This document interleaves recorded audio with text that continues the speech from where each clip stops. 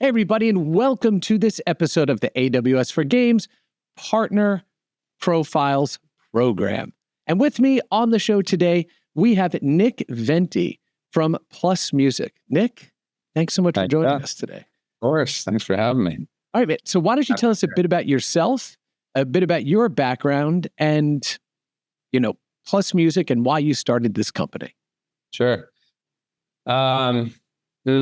So grew up in California, and music was a big part of the sort of lifestyle here. If you surfed, skated, whatever, you were into music, and I came from a music family. So started in music basically out of college, just joined a band with my brother. Went down that road for a number of years, playing music, touring, and learned a lot about the music industry. Very complicated, interesting space.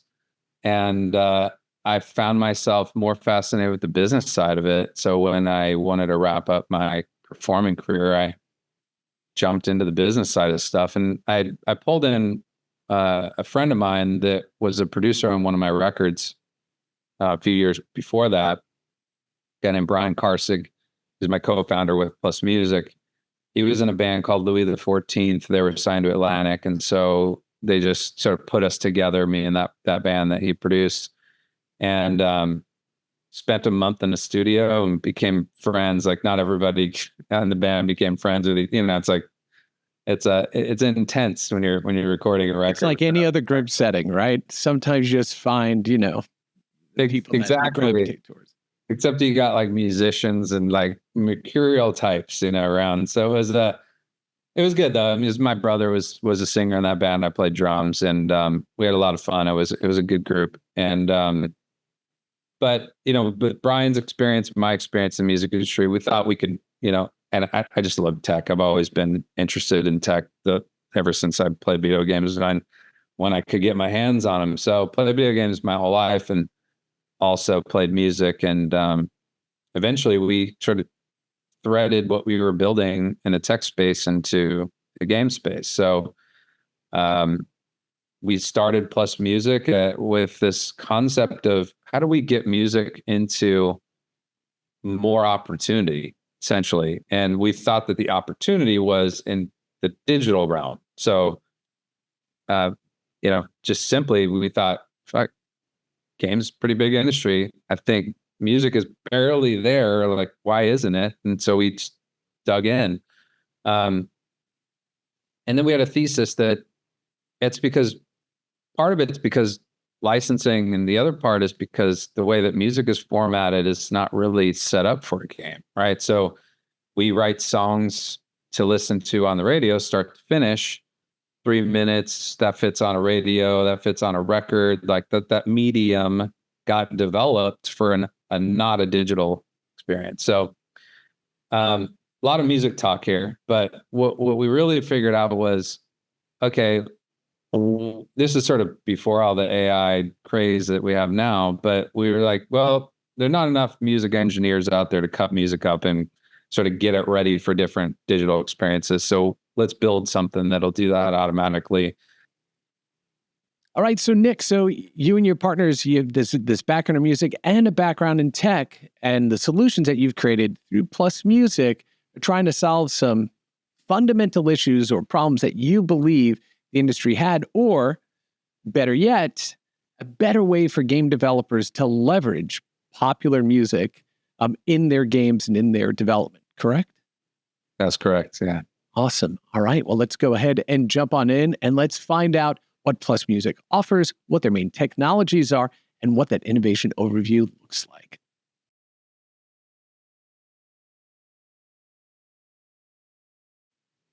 All right, Nick, awesome background in music, a lover of technology and video games. Of course, I picked up on that in your intro there. So tell us, what does PlusMusic seek to solve? What problems are you trying to address in the industry?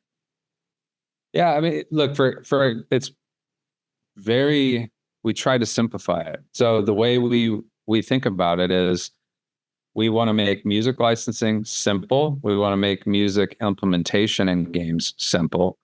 And we want that to wrap in and also include more of the musician network into that world, right? So take great music, great games, put those together, build some technology, and in between. That's what PlusMusic is. We have a product called AMP, and that's the one that does that for game developers. So we'll show you the website and everything later. But the other side of things is just bringing more opportunity to music. And so we have a consumer product for gamers, and gamers are, I think some studios, actually everybody knows people turn the music off when they play games, especially the ones you play for a really long time. Mm-hmm. And that's cool. So they're doing something. We wanted to do something better than that. So we wanted to give them a player that makes music adapt to the game. So they get sort of brought back into the gameplay experience, have that music adapt to it, but it be whatever song they want them to do it with, right? So it's like your dad's music was Spotify, right? And you now have PlusMusic, and that is your thing for games and digital experiences. And so we have those two products. It's the same core technology, just sort of two endpoints, one for the businesses that are building in the game world, and then for the other folks that are enjoying those games that get built out. So, and I will bring up something that I never really thought about as a gamer, right? As somebody who's not only grown up playing video games and programming, but worked in the industry. I mean, I tend to listen to the music in games, but I do have family members that basically shut the music off all the time, even shut off audio, specifically like on mobile games and things like that. Yeah. Yeah, I mean, those songs are iconic, right? And so and I have friends too, and I've done where you kind of mishmash. You take original OG Legends of Zelda and you play it over something else, like those kind of mashups. Music's a vibe, right? It depends on what mood you're in, and it may not be the mood you want while you're playing in that session. So a lot of both sides of the products, like the real things that we're solving is it's time, and then the cost, and then also the complexity. So most game devs don't want to figure out how to licensing works, master publishing, performance rights, like who to talk to, how much is that supposed to cost, all that stuff. So we made it simpler, so you just know, and it should be manageable. It should be affordable, and we should be able to scale with the game, and so the musicians can sort of join in with you. So, okay, so PlusMusic again creates solutions for both the developer side and the player side that allows for licensed catalog of music to be used in the games and to be personalized by the players themselves for the games that are leveraging your technology, correct? Correct.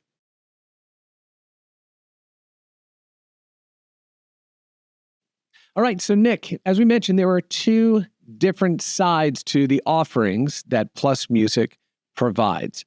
One is for the developer side, the other is for the consumer side. Let's start on the developer side first. Why would a developer come to PlusMusic, and what would they expect to see? If a developer is looking for music to soundtrack with their game, they would come here. I mean, we have 400,000 songs that they can choose from composers like Waterflame to pop songs, rock, metal, whatever. We've got it all. So, by the way, I should also mention Waterflame. We use Waterflame's music on all the programming I do here on the AWS for Games channel. So great call out and fantastic artist. So yeah. So we're flattered that we've been able to partner with so many great musicians and labels and catalogs. So this is AMP.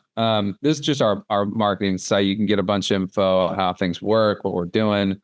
But when you log in to our product, it looks like this. It's rather simple to use. It's a big set of music that we've to curate a section of music for you. We have an AI search engine where you could do, like, I'm looking for music that's like God of War, right? We wouldn't have, I think it's Bear McCreary that did God of War, maybe. So we wouldn't have Bear McCreary, unfortunately, but we have stuff that sounds like it. And so we were able to crunch through all those songs and come up with sort of like, everybody's used to ChatGPT style searching now, right? And so this is a bunch of music that you get that fits the criteria of that. But it's simple to use. Basically, create a project. So what you're working on would be a new project. Start that. Start adding songs to it when you're ready to work on it. So a little bit of background on what we do with music to make it easy to implement in games is that we run it through an AI that essentially breaks it up into moments for the game. So in this case, we have a victory moment, a failure moment, a low light, a highlight, just different elements of that same track with a full track. And we also have the stems. So the stems are available to be used. We created a new file format for this product. So it comes together with everything. So you just basically say, I want that song, and then you can push it down into your project even before you buy it. So before you license it, you can implement it into your game. You can see if you like it. You can live with it for a little bit. And then when you're ready to launch your game, then you just go back up here. It'll say, like in this case, it says this is an unlicensed track. Let me pull up one that does have some licensed music already.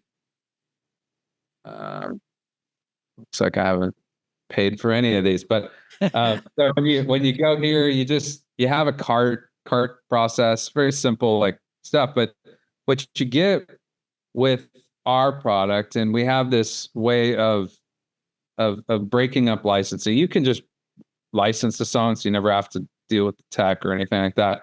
Mm-hmm. But what we thought about when we were looking at the licensing world was, when you call somebody for a license in your game, I don't know, I'm sure some of your listeners are going to have this experience. They're going to be like, how big's your game? Okay, cool. All of a sudden the price just keeps going higher and higher and higher. Right. You're like, dude, I'm a 2-person shop. We don't have a composer. I'm just trying to get great music, but my budget is this. And that negotiation can take a long time before you even get the chance to start to play and see if you even like this song, if it works. Right. Your other alternative is call somebody with Casio keyboard or the musician friend that you have, and you come up with something. But the Bossa Nova 3 button. Oh, that sounds great. Isn't that a great one? I always love that one. So in this case, you get to license. We broke licensing up into, we thought, okay, how do we serve the smaller games with less, to have less of a budget, where, if you're going to get, we thought about it as, well, how many copies of your game are you going to sell? Right. And how do we looked at Steam, and Steam was like, okay, most games get played maybe or sort of downloaded 1,000 times. Okay. That's a benchmark. So we figured, these are amazing songs. What if we could just give those amazing songs for $25 and up, based on the size of your game? So as you scale, it's never punitive to the developer, but it's like, you're going to end up spending what you would have if you went and got a song for around $500, right? Because you'll get to like 100,000 copies. And if you're selling 100,000 copies of your game, I think you're in a pretty good spot, right? Sure. So from that point on, great. And so it's really easy to understand licensing on this platform. You pay for what you use, and that's it. And you get a full license. You could walk this into a publisher's office and say, we have a license for this music. Here it is. And it transfers over with the game title, and it's a perpetual license for that game. So you never have to worry about losing your license for that particular title. You just have to keep it live. And, it's about paying the musician ultimately for their music. And that's what we sort of exist for, is a pass-through for musicians to be able to sell their music into more digital experiences. So it's happy to even sidebar with any of your listeners if they have questions on this. There's a video on our website that walks through some of that stuff too, and a bunch of documentation. But that's the licensing side. And well, before we get off the licensing side, if we can just talk about that for a moment. So one of the things, a couple of things you brought up are really, I think, super interesting if I think about this from a developer's perspective. First, I get to go ahead and try these songs out from the catalog in my game to figure out the right tone, the right musician, right, the right collection of things without having to go and acquire them first.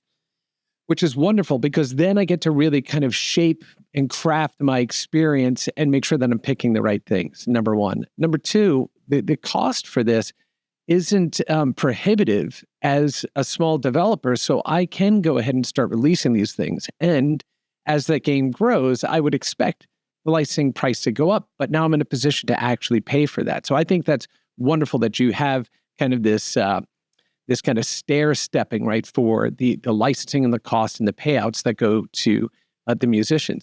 And the third, and I think one of the most important ones, is the perpetual license around this. Because we've seen games that have gone into re-release, and all of a sudden they don't have the same soundtrack, they don't have the same music, because it is, right? Because a lot of times we're going back to those older games about nostalgia too. And when you don't hear the stuff you remember playing when you were younger, you're like, wait, what's not the going same on game. with this, right? Well, exactly. Same game. So your platform solves for that. Yeah, that famously happened with Grand Theft Auto, right? Which is like, music was such a big part of that, of those early versions. Yeah, it's I'll give you an even more obscure, well, not even a more obscure, but it's one that most people don't know. Teenage Mutant Ninja Turtles, the arcade game, when it was re-released recently, they didn't have the rights to the original recording of the theme song. So it had to be re-recorded, and it's just off ever so slightly that if you grew up playing the arcade version, you're like, okay, that's close, but that ain't it. Right. Yeah. Yeah, there's something about a recording that's like a time capsule. It's a weird, it's something about music. There's just something about it. It captures a moment in time, and your brain like imprints on that particular one. A cover song version of it won't do it. It's the got to be the real one. So that's just the way our brain works. Yeah, I mean, look, we sort of borrowed from the idea of AWS. Like that's the beauty of that system, is that it scales with the company, right? Like as you grow, it can grow with you, and you don't have to spin up a new stack of servers like that. Yeah, it's smart. Awesome. So we thought music licensing should work very similarly, and that would grease the wheels for more collaboration, essentially, with these two industries.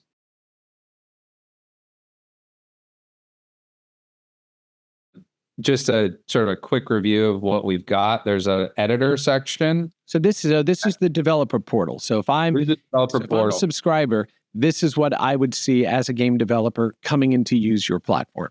Correct. Yeah. So it's free to sign up. You don't have to pay anything.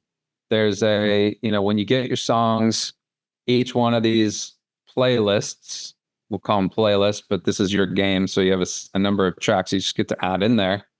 They're all, again, you just, there's some dev resources in here. You can go look it up, but you just take this project details, you plug it into our plugin. So the last piece of this connection point is we built plugins for Unreal and we built plugins for Unity. And those two plugins connect the music directly with the game. So you guys don't have to count the players of your game. We do it for you. It's easy. Totally obscured. Just, it's very easy, but this way nobody has to think about it. But all we're doing here is we're just connecting your game with your own songs, and that way you can test all these out, and then we know if you licensed it or not, and go from there. And you can edit those songs some more if you want. Most people use what the AI sort of puts out. It's very easy to use. It's like it actually works end to end. It's loopable and stuff like that. So it's pretty neat, the AI side of stuff. So that's AMP. That's the whole platform. Is basically, simply put, find music, put it in your game, license it, and that's okay. So let's talk about finding music. Let's say I don't know which artists have music that aligns with the type of game that I'm doing. One that's, a fantasy world, kind of magic, it's dark, that kind of thing. Yeah. How do I discover which music may be most appropriate? Is it also based on the number of games like that have used this type of music before? So then that becomes introduced to you. Can you talk a bit about how the AI platform that you've built behind this recommends music to the developer? Yeah, so couple ways. We like curation. So we find cool songs and we put it up here. So in this discover page that we have, reminiscent of a Spotify page or any other music platform you'd see, there's a bunch of stuff here. So we have top music genres.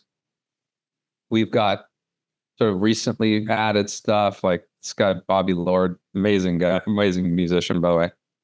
Waterflame, tons of great music here. But then we sort of drill down into these are good songs for racing, first person shooters, and we're cycling these songs through a lot too, so it's not static. But the other way, if you don't find anything that you're looking for there, and we're working on this too, so we're adding into more like this, and like, hey, I like this artist, but let me find 10 more of that artist's music. Like if you wanted Nicky Venus, which is my band, by the way. Yes. You can just type it in. And so if you find that artist and like it, then all of that artist's stuff will come up. If you don't really know what you're looking for, and a lot of these artists are new to you, then, just using words like, you could just say dark and use the AI search. There's 2 buttons here on the bar. So you can just do exact search, which just means you know exactly what you're looking for, or you can do beta search. And there's some things here that you can go. You can change the genres. You can sort of change the intensity level of the music. You could search for the artists, and we have emotions to sort of put in here. But in dark, you've got a bunch of music that comes up like that. You can load more results. You can just sit there and play around for a while, find stuff. If we've helped a lot of game devs find music that has said, hey, we're looking for this. We know our catalog pretty well, so we'll go help find it. But that's how you do it. I mean, really, the world's moving towards more of a ChatGPT style search engine where you use, when we crunched a lot of the data around the music, we created tags for things that we'll never use, but also things that are very usable, like genres and moods and intensities and emotion. Like if you're trying to find like you can go in here and just I'm looking for a happy moment, right? Maybe this is your victory moment. You could just type in happy and see what comes up and start going through it, see what's there. So that kind of just like, let me just find my way into the music. And 400,000 songs, it's a lot of songs, too many songs for us to be able to call pocket on it. And we love the idea of somebody feeling like they discovered something of their own. There's a lot in there. And we tried to say yes to as many styles of music as possible. Mm-hmm. So there's that.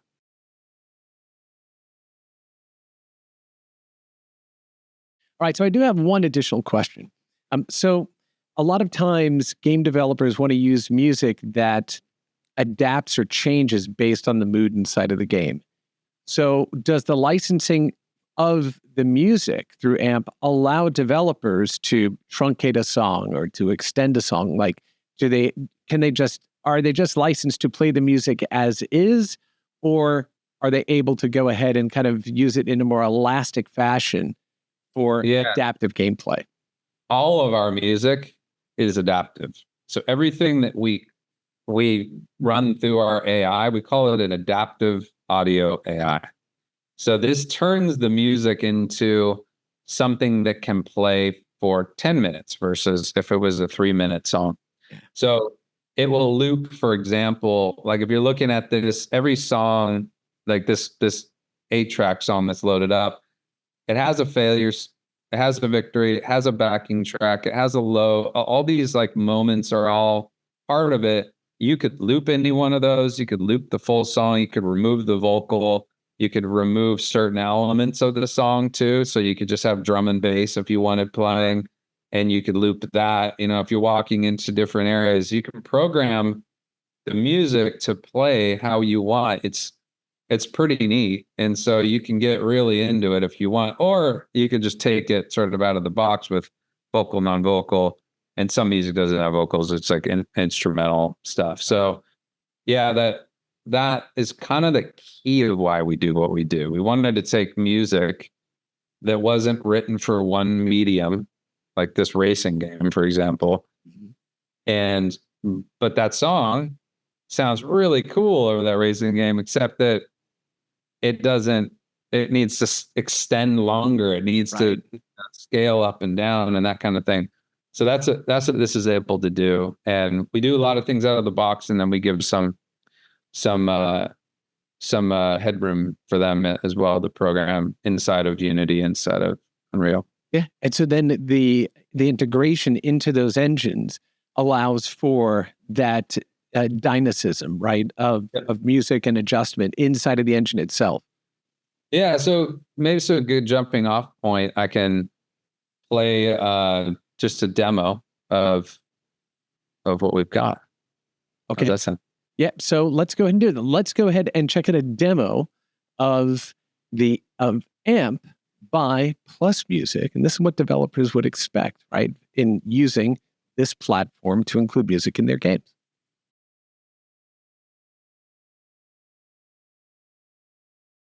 Let's say I'm a musician. Let's say I'm a video game composer. Yeah. How would I approach PlusMusic if I wanted to get involved in your catalog? So if you are a musician, you would go to our website and just send us a note. We have a couple different ways for music to come in. We have our own backend portal that we'll send to them. If they own their music rights, if they own their master and they own their publishing, we can work with them all day long. If they happen to have a label or a publisher, then we just sort of have to work with both of those parties or have them connect us with the publishers of the label. Or what we're doing now is starting to partner with distribution engines, like independent musicians can use like a CD Baby or DistroKid or thing. We're starting to partner with those companies too, so that they can put their music in, clear their rights, get all the artwork and everything in there, and then they send the music over, and then it shows up here. So, couple different ways to do it. Yeah. Awesome. So, best way is to just reach out to us. Very good.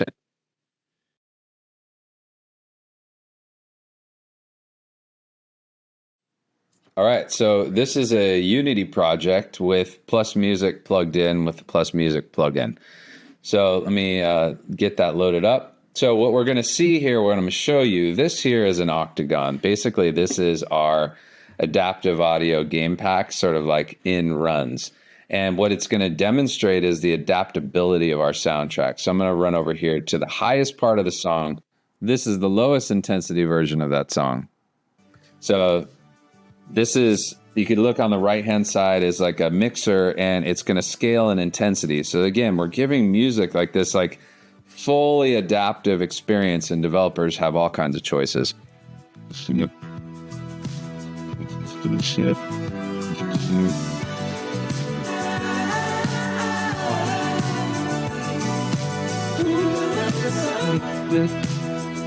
So what I just showed you there was that every piece is actually synced with the vocals. So if they want that vocal in their game, then they can kit it in, they can mix it in and out for a stinger moment or for whatever. So the AI also figured out this is the lowest part of the song. So some tracks have a little less dynamics than other, but they can play with it with the mixer. So it gives them a lot of choice. So our AI has not only done the horizontal mixing, but it's actually done the stemming of it. So we get to create that actually directly from every track. So we don't have to get stems to create that experience. And that's how developers use music a lot right now. They play with stems. The AI for other kind of music, right? So this is a more of a symphonic sort of orchestral piece. Works there too. This is the highest moment.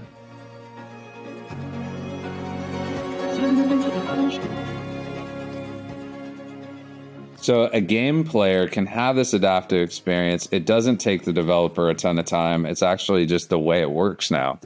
And we've had developers say, "Oh my God, this is what I spent all of my time doing in FMod and the the services that they use to make these experiences, it's now out of the box.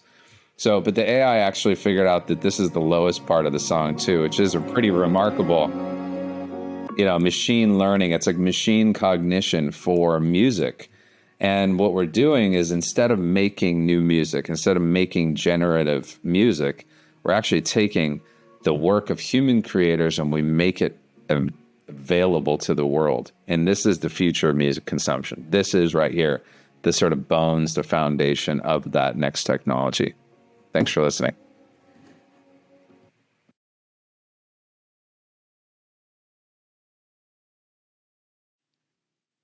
Nick, that demo was awesome. It's clear to see how a game developer would be able to go ahead and use the, again, catalog of more than 400,000 songs, using AI to go ahead and make recommendations for the developer, being able to go ahead and bring those into their game to try them out, to figure out which ones they want to use before they go live. And the most important thing is that the music is adaptive, just like in the demo there.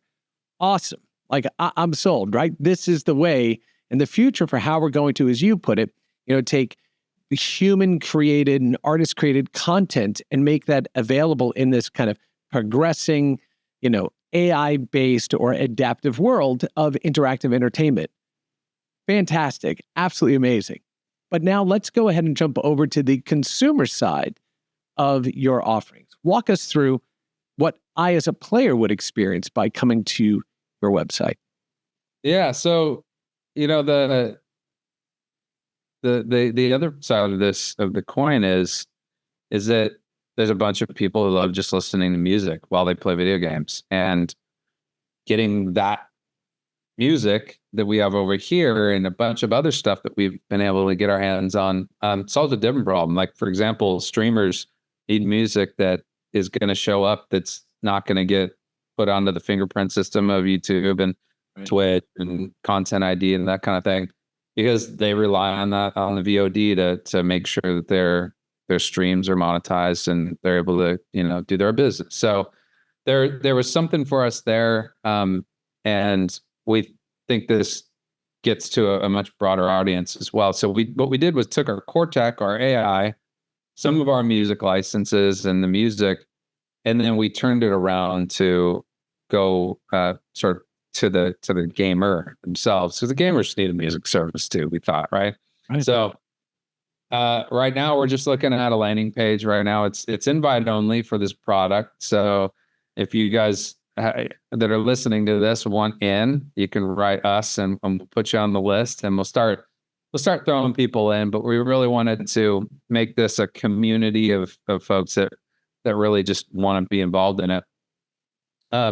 When you get involved, when you actually get in, it looks like this. So very kind of reminiscent to the AMP product from a discovery perspective. You're able to search for a bunch of music. You're able to use our AI search to find tracks. But in this case, you're building playlists. So you could do one, we've got like a water flame playlist there that I was building up, but you could do like, here's my AWS playlist, for example. All those hot tracks for the data center, right? Yeah. And so you get to add new tracks. Like, if you're, let's say the AWS team plays video games together and you guys play League of Legends, or you play Fortnite, and you want to play together, but you want to play in a different way. So we looked at the gamers' behaviors. They're on Discord channels, piping some music through. But that music's not adaptive. It's kind of like, you lean back, it's background music. What we wanted to do is music back into the game. So with the adaptive audio AI, we actually are able to one-to-one replace music with the gameplay experience. So as you're playing and you get kill moment, boss moment, whatever, the music will change, just like it kind of does in the AMP product, but it's a little more user-friendly. You don't have to do anything, you just use it. But what we got here is, if you make a playlist, you can pipe that playlist directly into our user interface, which I'll give you a preview of it. It looks like this. It's game aware. And so when you're playing League of Legends, it knows, it's able to tell you if League of Legends is adaptive supported, and this one is. There's about 9 games that have the adaptivity supported so far. We tell you what part of the song is being played. It's intuitive because it looks like a player, but there's some things missing, like timelines and things, because that doesn't matter anymore. You don't know where like the song's playing based on the game, so the timeline isn't important anymore. It's like some of the modern electric cars, like things are just going away because you don't need them. Like a gear shifter a long time ago went away, but you're able to actually use the playback modes to choose the amount of adaptivity that you want, and that's all our AI has done a bunch of that work behind the scenes. And so we have this concept that we're going to be launching it. You can play with friends, and you guys can all be playing the same playlist, but it's going to be unique to your game because your gameplay is different than my gameplay, right? That's awesome. So like this, we call it party play, and we have a community where you can share playlists and you can go and look around, and it's really neat. So a lot of music starting to jump on board. We also have 400,000 songs for that, and about 500,000 coming in soon here too. So there's a lot of music.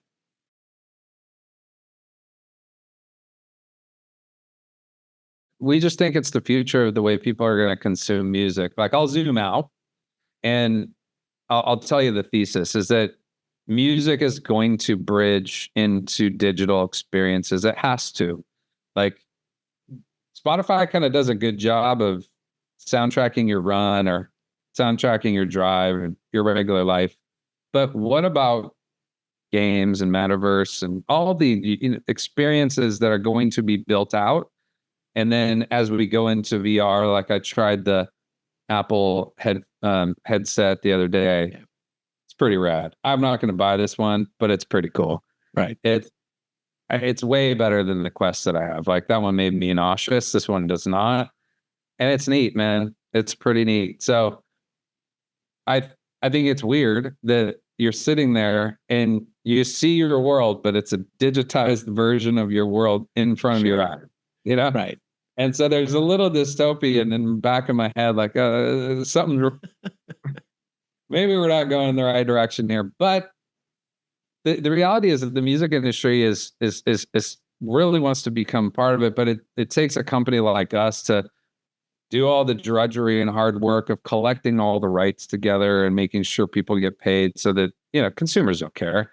Game developers don't want to deal with that either. Like, I like that song, I want to use it. I like that song, I want to play it. Let's go. And right for that. And so we think this makes a lot of sense to have sort of both sides of it together. If you want to create something with it, go. Awesome. If you just want to use it, go. Awesome. And you've got both here. And that was our thinking. Like, how do we bring music into the digital age through as many channels as we can? And those are the two we're focused on. And we're really only focused on games right now. So you see platforms, come later. There's so many awesome use cases for this. One of the things I was thinking of when you were talking about the party play, for example, I can imagine a racing game where I may have, 8 people in a game, and we're listening to the same soundtrack, but the person in the lead is catching a different part of the song at a different tempo versus somebody who is dead last versus the people in the middle. So you're not only layering in, you're removing or moving music from a background component to an integral contextual component that is built on the fly or can be augmented through AI for the developer to create these soundscapes that are the same in terms of the source, but are different based on your perspective inside of the game. That's brilliant, right? And if you're removing that load from the developer, they don't have to physically go in and kind of adjust for things, but it's happening automatically. Amazing. I think the other thing is too, because so here's the way we set up and then back to the AMP product side of it for the developer. One thing we didn't cover is what you're talking about, which is, well, one, we A/B test, like developers, we A/B test a lot, right? Like why are you A/B testing music? Because music is such an emotional connector, right? And so for a developer with our product, you could have, okay, we're going to try this song, we're going to try this song, we're going to try this song, and we're going to see what the retention level is and what the engagement, what the feedback is for each one of those songs. And then being able to have a game where you could put 10 soundtracks in your game and let people choose and let them sort of crowdsource it for you. And then eventually when you do your major release, you just, you let go of the other ones and you choose your one because it's already been sort of figured out. All those things are possible to do. You could do the couple $100. Like you're not having to license thousands of dollars worth of music just to test it. You could do it, right away without anything like that. And for games like racing, it also for the PlusMusic product, for the consumer side, it'd be really fun to just kind of like, if you win this race, you get to choose the song of the next lap, right? Everybody has to listen to your like Taylor Swift song or whatever, you know what I mean? Like, right. You just force them to listen to something. I am going to do something that I know is going to piss off 2 or 3 of my buddies. I'm going to play them a song they're so tired of, but I'm doing it just to grief them. Yep. Yeah. So, but that's part of the community, right? That is the community of games. And that is, again, extending this important component of media, of interactive entertainment, of a total experience, to make it more personalized, to make it more contextual, to bring another element into it that we haven't seen before. Fantastic. Absolutely amazing.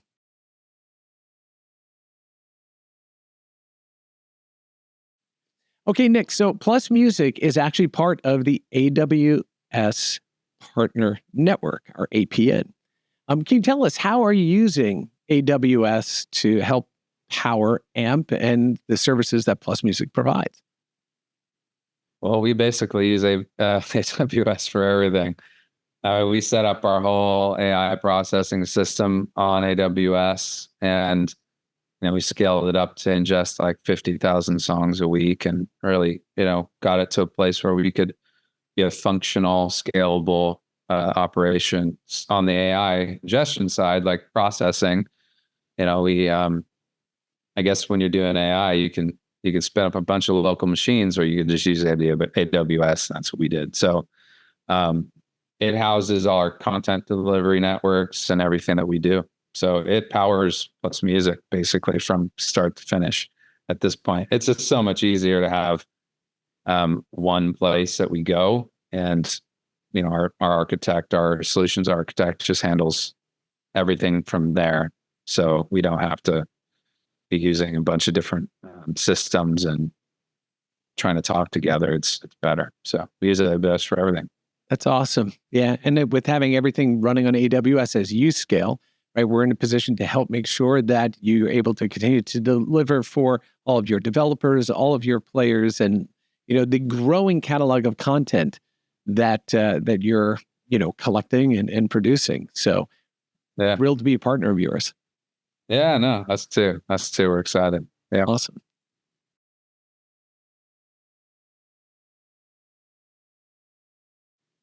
Okay, Nick, we went through a lot of information here about PlusMusic and the service that you provide. So if I'm a developer now that's super interested in this, how do I get started? Like, what should I be looking for? What stage of development should I be approaching PlusMusic? How do I get started as a developer? As far as getting started, you can just sign up for free. Just go in there and check it out. Yeah, you can get in there. We should be able to help you at every stage of your development. And it's really easy to get going. You just download the plugins and find the music. And so that's a good point. So when we talk about requirements I should be aware of as a developer, so it's for Unreal. And I'm assuming that's Unreal UE5?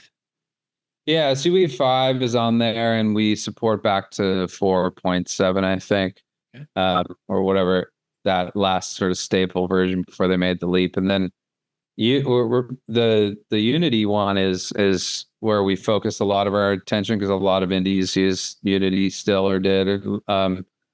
And we haven't expanded to Game Maker or Godot yet, but that's just more about time versus desire. Sure.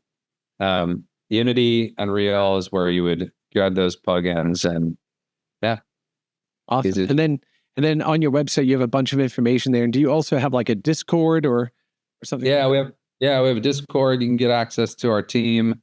There's a documentation page. It's just, go have fun. Kind of everything you need to know from developer side of things. There's the music portal. There's the dev sort of documentation, and then our Discord is just PlusMusic AMP. Just look up AMP, and I believe there's links on our resources page to those places too, so you get some live support, humans.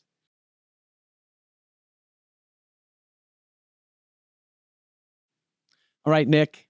Look, before we get out of here, what are the three like big takeaways that you would like our viewers to know? If you're a developer or a gamer that's purchased, like what are the three big things that any of our viewers should know walking away from this episode? Yeah, I mean, number one, we want to help you make a great soundtrack. It shouldn't be out of reach from time or money. And so we'd love to help you. Come to AMP and we'll do that with you. Number two is that, there's a lot of talk around AI. There's a lot of, we're very careful in our conversation around AI. We've been very deliberate in being able to use AI to enable humans to do more. So again, we're not making generative music. We're taking music and making it more easily used in other places. Right. So our thinking around AI was really about enablement. So, if anybody hears AI, there's some pretty strong reactions to it, and we understand. And so that's important for them to know. And, for the other side of things is that it's fun. And if you play video games and you want to experience the same game with different music and you want it to be live and interactive and immersive, we have that too. So we're just here to help. Excellent. And you can find out all that information, how you can go and get started on your game music journey by heading over to the PlusMusic website. Again, links at the end of the episode and in the show notes. So yeah. And if you're a developer, click on the button on the top and you'll see that. Say music for gamers, but there's also for the developers, and you can choose your adventure. So oh, see right there. That is a gamer pull right there. Choose your own adventure. I love it. I love it.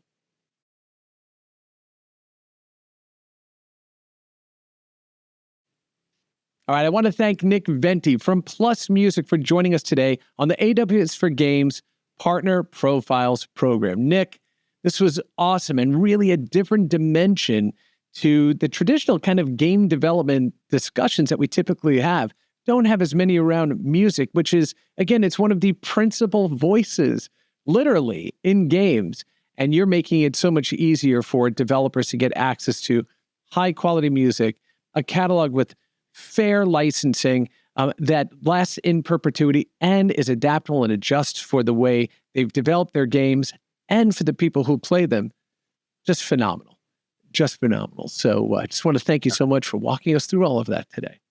Of course. Yeah, it's been fun. Awesome. Yeah. All right, then before I let you go, man, is there any game that you're playing right now? Is there any hot game that you're kind of deep into right now?